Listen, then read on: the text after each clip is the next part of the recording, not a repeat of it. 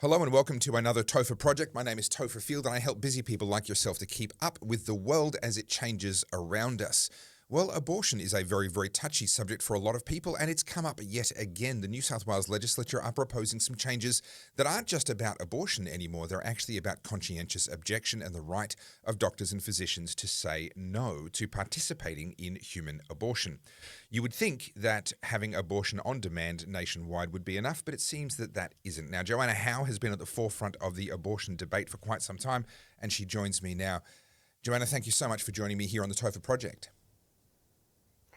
Good to see you. It's the morning after the debate in the Parliament, so I'm a little bit weary. Yeah, look, I'm sure you are, and fill us in a little bit because I didn't see that debate in person. What is being debated here, and what's the lie of the land? What's the momentum?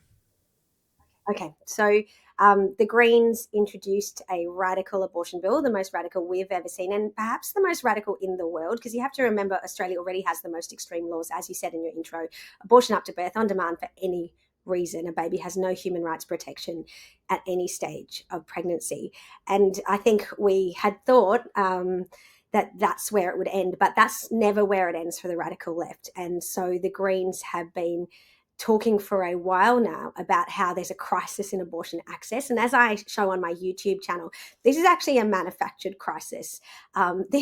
When left-wing media like the ABC and the Guardian report on one or two whistleblower accounts of a woman being turned away from an abortion, that's because, the Greens and left-wing academics have found that person and pushed them to the relevant journalist and got that story out there. And it's a fake manufactured abortion access crisis. The reality is you can get an abortion through telehealth, so via Zoom, and the pills get mailed out to you, and it can cost as little as $6.80 for a concession card holder. So it's cheaper than a milkshake.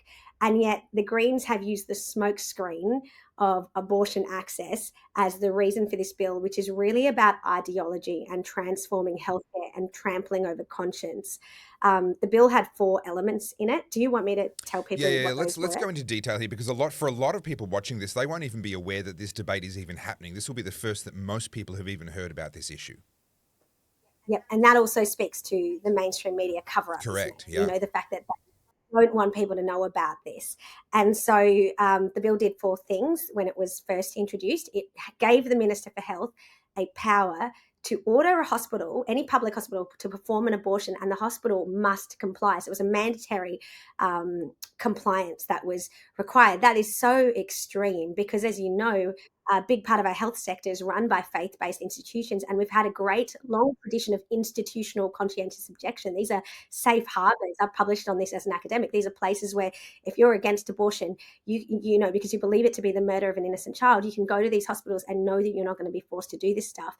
The Greens have a view that public hospital funding should be conditional upon killing babies. And so that's the first flagship aspect of the bill. The second was to turn doctors into abortionists, so to really erode conscientious objection by forcing them to actively transfer the patient to a person who will carry out the abortion. So instead of being able to just provide a list of services and being able to say to someone, I don't provide abortions because I just cannot do that.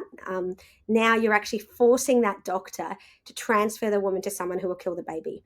And that is making that person morally complicit. And Amanda Conn, who's the Greens MP, who is actually a former abortionist, and she describes it as being an experience of joy and empowerment, which is just so Yeah. sick and Wow. twisted. The idea that killing babies could be empowering. She said in the Parliament last night, "Oh, this doesn't erode conscience. It's actually, it's the Hippocratic Oath is to do no harm. So these doctors, in order to meet the Hippocratic Oath, they need to transfer the person to someone who will kill that child. That's actually what doing no harm is about. It just shows you how twisted the mindset has become from the radical left on this issue."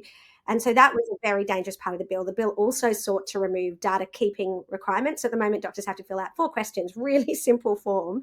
But for Con and the Greens, they said, "Oh, well, that's leading to bottlenecks and access issues. So we want to get rid of that." But that's really just about removing accountability and transparency, the modicum of that we already have. The 4th thing was to turn nurses and midwives into abortionists by giving them the power to hand out abortion pills, which would be the part of the bill that kills the most babies.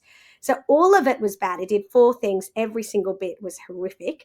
And on March 19, we learned that Labor and the Greens had done a deal to get this through the upper house on the 25th and then through the lower house the following week, and to just get it through unamended and to ram it through. At that point, Topher, I live in South Australia.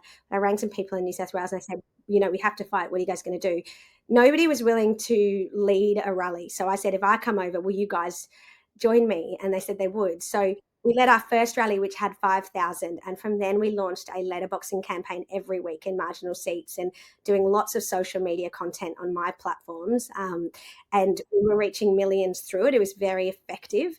And we could see that Labor was very concerned, because we were really targeting Labor, because what Mins should have done is she should have said, this is a private member's bill.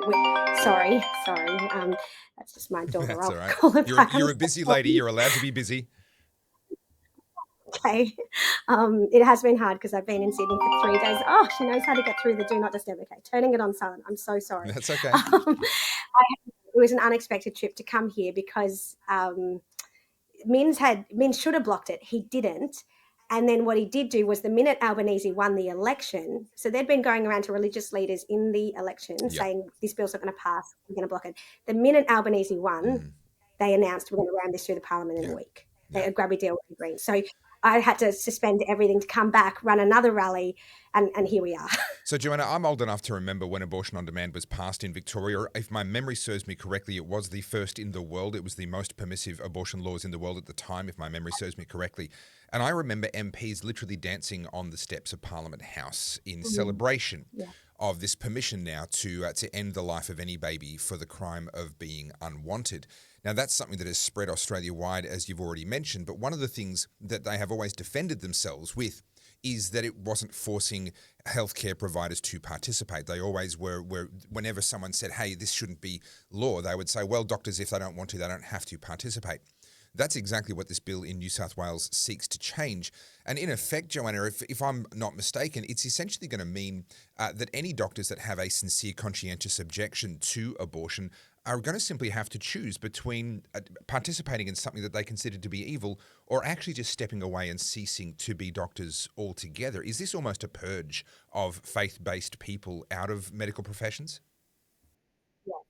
Absolutely. So when this was announced, I came out on social media and I said, this is the beginning of the end of religious freedom. Like, if you co-opt doctors to kill babies, what's next? What does it mean for our Christian schools, our churches, private prayer in our own homes? This is the agenda. And I think I do want to point out the fact that in 1969, when they made abortion legal, they never dreamed, or they never told us, maybe they did dream, but they didn't tell us. They never told us that this would happen after viability. There were clear carve-outs to say that if a baby could survive, 23 weeks on, you can't kill them. And yet here we are 50 years later, and it's legal everywhere right up until birth. Now, there is some good news, Topher, from last night in the chamber. Okay. Because of the showing of 10,000 people on Wednesday night and the letterbox campaign and everything that we've done, emailing and calling, we actually gutted the bill out of 3 out of the 4 of those amendments. Wow. Okay. So that's amazing, right? It was. I hoped that we could, but I didn't know that we could, and I do feel like this is actually a turning point. Like that rally where we had that many people pour out, and there was a counter protest. They had about 40 people. It was pathetic, and we did manage to gut out all of the conscience parts of the bill. So public hospitals are not subject to an order by the Minister for Health. Doctors have their conscience rights back. The data keeping cover-up, that's been removed. So the very worst part of the bill that will kill the most babies is still there.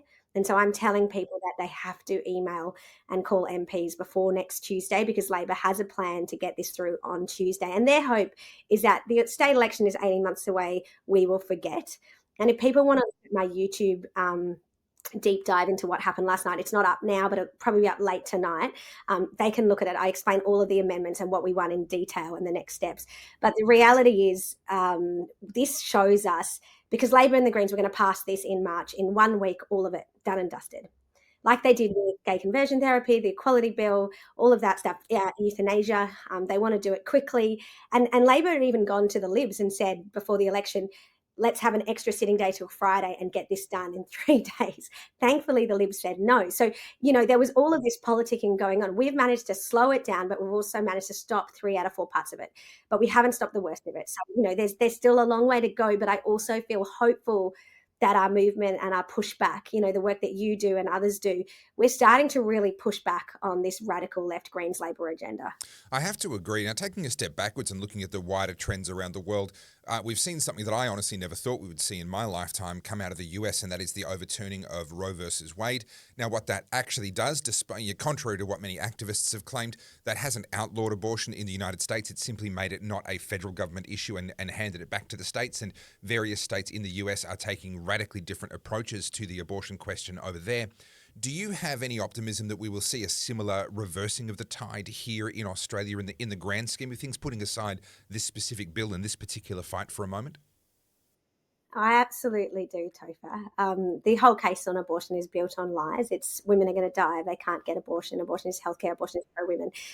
What we're seeing now in the US is that democratically elected state governments, nearly half of the American states, have significant restrictions on abortion or banned it altogether. Women aren't dying. More babies are being born. Women are being supported. There is a big success story happening.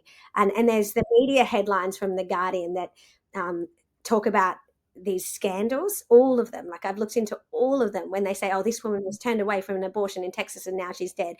All of them are untrue when you dig deep. And people like Gen Z is waking up to all of these lies as well.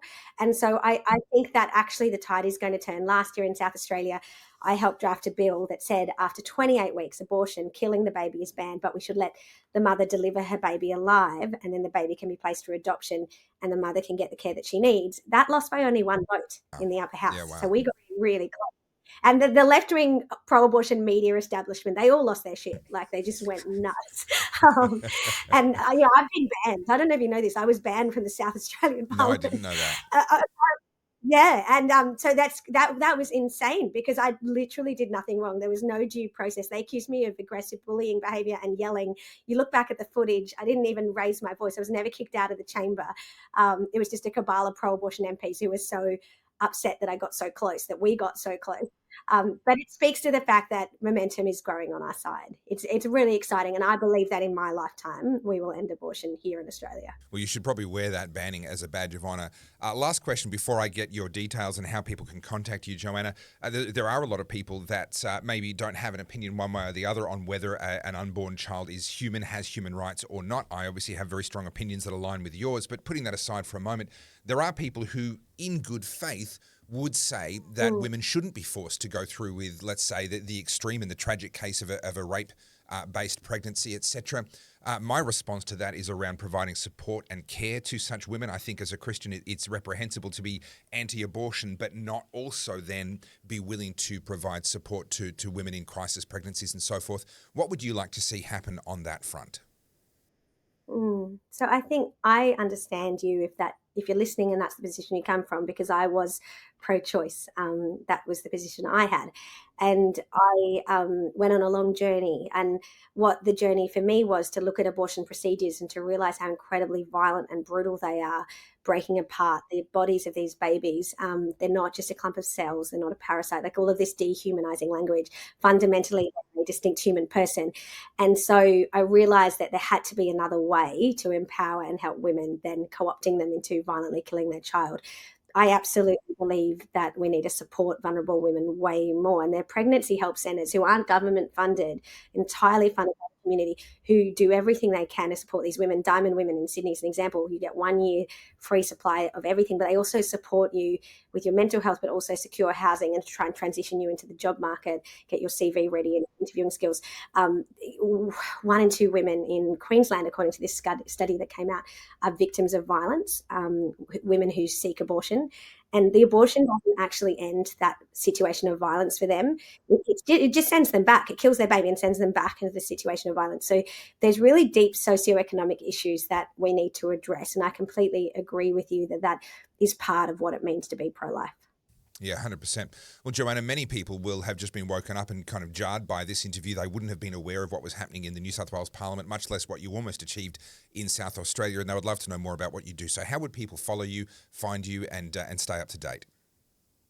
Thanks, Topher. So I have launched a new podcast called The Dr. Joe Show on YouTube and Spotify at Dr. Joanna Howe. So if you want to subscribe to my YouTube channel, I think that is the best way to educate and learn about this issue, because I do a daily show, but also you can find me on Instagram, Facebook, X and TikTok, where I'm at Dr. Joanna Howe. On X, I'm at Prof. Joanna Howe because a troll stole my username.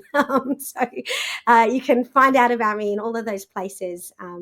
And, wherever you are in the journey, there's no judgment here. I just want to start and provoke a national conversation on this issue. Well, Dr. Joanna Howe, thank you so much for joining me here on the Topher Project. Appreciate it. Thank you, Topher.